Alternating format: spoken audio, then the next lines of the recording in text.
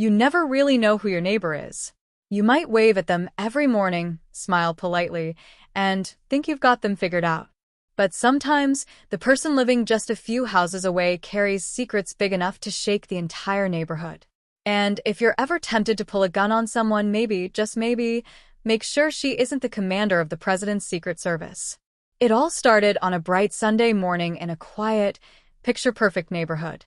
Freshly trimmed lawns, pastel mailboxes, flags waving gently in the breeze. Everything straight out of a brochure. My wife, Jenna, and I had just moved in 2 weeks earlier. She had finally come home after 8 long months overseas. She serves in federal protection. I can't say much, but let's just say her work involves keeping very important people safe. She'd been through hell and back, and all she wanted now was peace. No news cameras. No security briefings. Just a home, a garden, and some silence. But peace doesn't exist where Karen is in charge. The first time we met her, she came marching across the street holding a clipboard like a badge of power. She didn't introduce herself. She didn't smile. She just pointed at our driveway and barked, "You can't park that thing here. This is a private community." Jenna, still in her gray t-shirt and cargo pants, smiled politely. "Good morning, ma'am. We're still unpacking. We'll move it soon." Karen's eyes narrowed. "You military people always say that." That was the moment I realized who we were dealing with. An HOA Karen, self-appointed queen of the cul-de-sac. The kind of person who lives to control others. The kind of person who mistakes fear for respect. Over the next few days, the little comments started. Notes taped to our door. Emails from the HOA board about unapproved exterior modifications because Jenna had planted 2 hydrangeas near the porch. She even called the city once because our recycling bin was left out too long. Jenna stayed calm through all of it. She always did. She'd faced gunfire, riots, and threats from people who could change world history, yet somehow this woman with a clipboard was her biggest test of patience.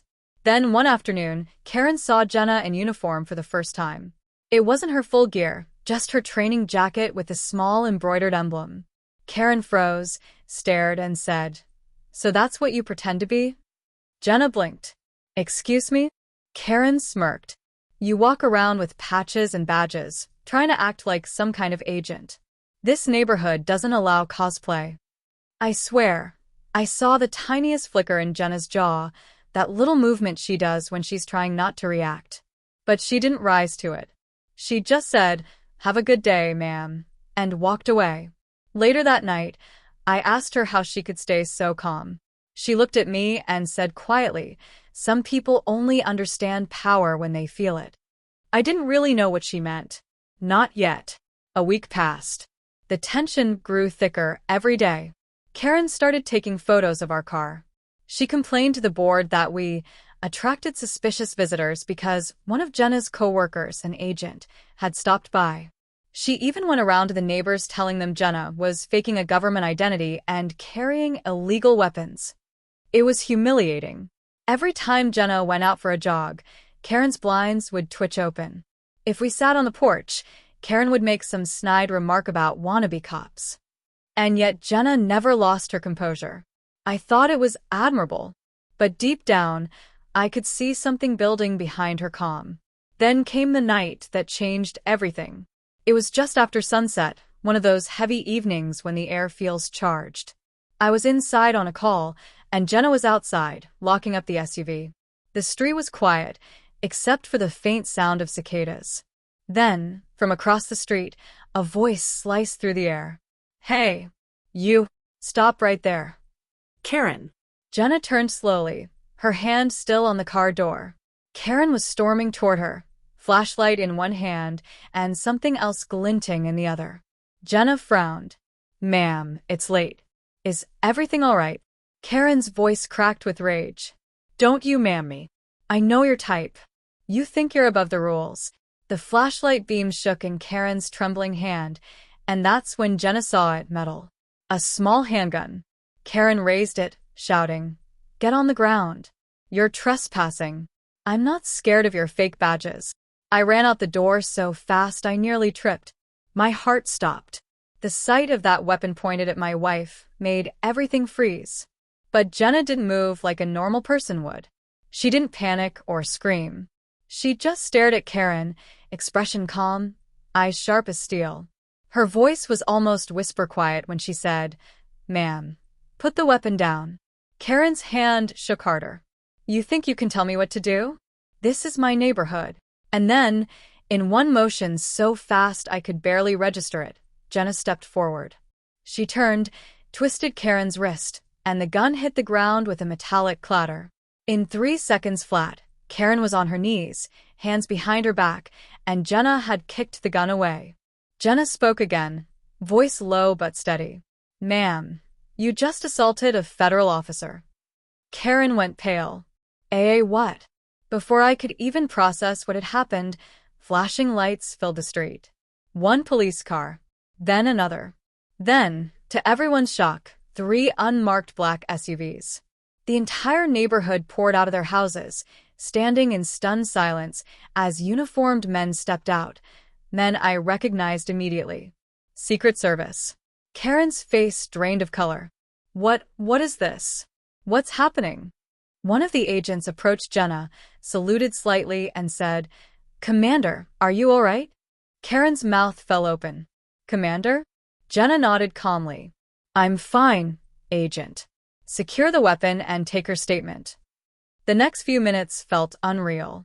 The police took Karen aside, still shaking. She tried to explain that she didn't know, that she thought Jenna was lying. But it didn't matter.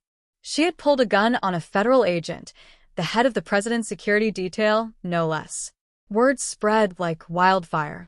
The next morning, our street looked like a ghost town. Neighbors who had once gossiped now avoided eye contact. The HOA held an emergency meeting. Karen was removed from her position immediately. She faced criminal charges for assault and unlawful brandishing of a firearm. Jenna never gloated. She never even mentioned it again. When I asked how she felt, she just said, "People think power is about control. It's not. It's about restraint." That line stuck with me. Because the truth is, Jenna could have destroyed that woman in more ways than one. But she didn't. She didn't let anger define her. She let discipline protect her. A few weeks later, a moving truck showed up in front of Karen's house. No one helped her pack. No one said goodbye. She kept her head down as she loaded boxes, avoiding everyone's gaze. When she saw Jenna in the driveway, she hesitated for a moment, then muttered something that sounded almost like an apology. Jenna just gave her a nod. No hate. No grudge. Just closure. After that, things really did become peaceful. For the first time, the neighborhood actually felt like a community. People started waving more, talking more, maybe realizing that kindness was a better currency than control. But I'll never forget that night. The stillness before it all exploded, the way Karen's fear turned into fury, and the way my wife stayed perfectly calm in the middle of it. That's what years of training do. That's what real strength looks like. Sometimes I replay the scene in my head. The gun, the glare, the silence that followed. I think about how easily it could have gone wrong, how one trigger pull could have destroyed 2 lives. But it didn't. Because Jenna knew how to take control without violence. She turned danger into discipline. A few months later, during a barbecue, one of our new neighbors asked Jenna what she did for a living. She smiled, glanced at me, and said, "I used to work in protection." That's all she said. Nothing more. And honestly, that was enough. Because power doesn't need to announce itself. It's quiet. It's calm. It's the confidence of someone who knows they can win, but chooses not to fight.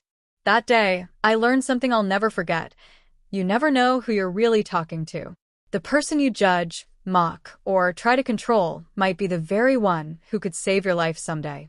So maybe before you yell, before you accuse, before you pull that metaphorical or literal trigger, stop and think. Because the world doesn't revolve around you, and respect isn't something you can demand. It's something you earn.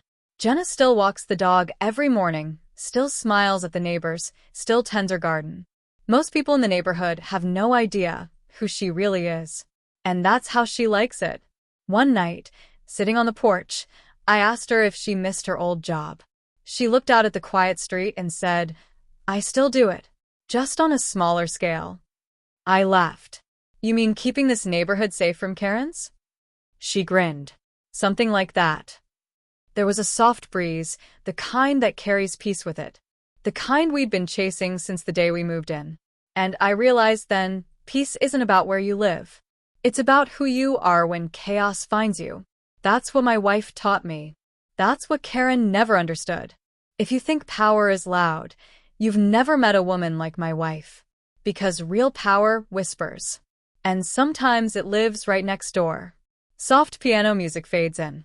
The camera slowly pans up from the porch light to the night sky. Respect is earned, not demanded.